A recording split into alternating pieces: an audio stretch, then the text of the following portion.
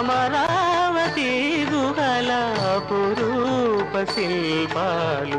త్యాగయ్య గొంతులో తారాడు నాదాలు తిక్కయ్య కలములో తీయదనాలు తిక్కయ్య కలములో తీయదనాలు నిత్యమై నిఖిలమై నిలచి ఉండేదాకా రుద్రమ్మ భుజ శక్తి మల్లమ్మ పతి భక్తి తిమ్మర సుధీయుక్తి